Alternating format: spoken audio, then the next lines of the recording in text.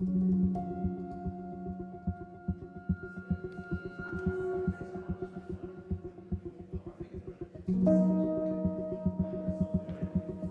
you're an artist, you have a little bit of a twisted relationship with other artists because the merging between what you look at and what you're making is always a little intertwined. There are certain artists like Sophie Taeuber-Arp that have this undisputable brilliance. She was a pioneer, thinking of the work she produced and the legacy she brought to other people. She uses language and translates this language in many different ways. She was this multidisciplinary, multi-hyphenate. She's really embodied this full spectrum of creativity in any type of medium. This one was done at the studio. I encountered the work of Sophie Taeuber-Arp when I went to art school. My flatmate was really into her puppets. They kind of adapted the Stag King play in 1917. You have so much character. You can see this little wit of humor about portraying her husband, making me a little bit grumpy, and with those very simple, kind of painted kind of patterns on it. There's something very striking visually, but also very moving and personal in the same time. Her puppets really kind of struck me. So 15 years later, I did those heads, inspired by them. When you paint on an object, does it become more painting or a sculpture? Purist kind of Western idea of sculpture. The aesthetic is the white, pristine marble, like a sculpture is not painted. That's what is particular about the wooden heads of Sophie Taeuber-Arp. That is clearly inspired my heads. As soon as they're made, I'm with them in my studio and we hang out, and those heads are trying to tell me like who they are, and I'm trying to tell them who I am with the background of the room. The idea was to create a conversation between my objects and the work of Sophie.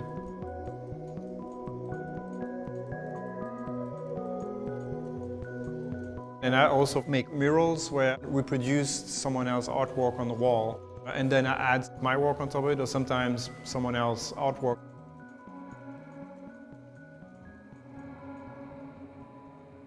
The puppets, they obviously have something very joyful and playful, but they're made during, at the end of the First World War. So whoever was living in Europe was obviously completely infused by this extreme anxiety and terror.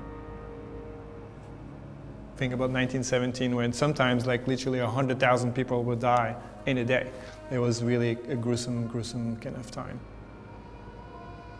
Having direct knowledge of and experience with the brutality of war made artists in the Dada movement, like Sophie Taeuber-Arp, question a culture that could create something like a world war. That sort of response to the political moment is so much where my work resides.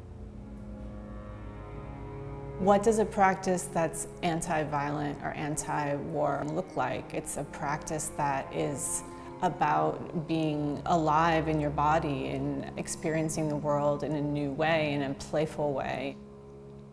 For the last 2 decades, I've been drawn to the work of activists that engage in creative direct action as inspiration for the paintings that I make. When I was asked to make work in response to the Sophie Taeuber-Arp exhibition, I immediately thought of her designs for everyday objects. So for this show, I was looking at archival images of a group of women activists in the 1980s and 1990s outside of London at a place called the Greenham Common Women's Peace Camp. And they created knit garments that argued for their cause, which in their case was anti-nuke. The anarchist painting is from a photograph that depicted a woman wearing an anarchist sweater. And I also made one of those anarchist sweaters.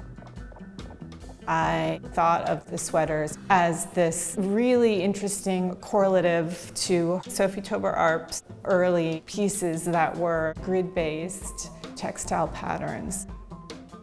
The way that she composes the page has been infinitely inspirational to me. The way that she'll break it into smaller and larger shapes, keeping it all rectilinear.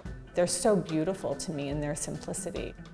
Small choices about composition and color and value have everything to do with what I do in my own studio.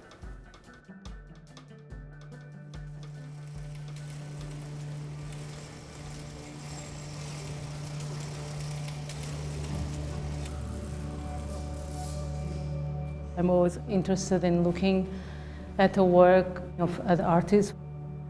What always attracted me regarding Sophie Taeuber was this ability that she had of exploring her language, which was a very specific and abstract language, but exploring it in the most transdisciplinary ways, by making costumes, by making props, by making architecture, by designing a piece of furniture. And making a necklace is as important as making a drawing. There's no hierarchies, you know. It's just so free. I'm a maker, so when I'm doing my work, I don't think I'm doing art in particular. I'm doing objects, you know. I'm working with space and how to translate these things in space, how these objects correlate with each other. For this project in particular, I was interested a lot in Sophie Taeuber as a designer and an architect. Sophie Taeuber designed a space where she had the pole with the shelves that I've used it here in the exhibition. I had the idea of doing these poles where these rubber pieces can attach almost like a plant. When you look at it, you can't say where it starts. I was also thinking of her necklaces and her beadwork, so I had this idea to make this enlargement of necklaces. And then the patterns come from aquarelle drawings that she did. And then I did this floor piece, which is based on one of the drawings that she made. The floor reveals what exists in one of the sculptures, but in a smaller scale. So the idea of the enlargement, which is a concept in classical sculpture. For me, the floor unifies these things happening in the same space. Sophie Taeuber showed me objects can be modified and translated in meaning, but also in the materialization. She was really completely groundbreaking in terms of objects. Like, there was literally nothing really much like that around at that time. But I always found things are always very connected to what's happening at the moment. Even if you're trying to avoid whatever is happening in the world, you can't. In our complicated times, I have frequently asked myself, why do we do such embroideries at all when there are so many more practical and especially more necessary things to do? I believe the urge to make things more beautiful is a deep and primeval one.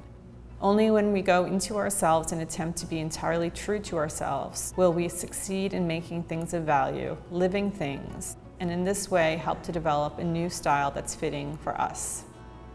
With an artwork and a visitor, beauty, joy is the hook that just brings someone in the work, like flowers with bees. You want to attract the viewer, and then when the bees is in the flowers, well, something is happening.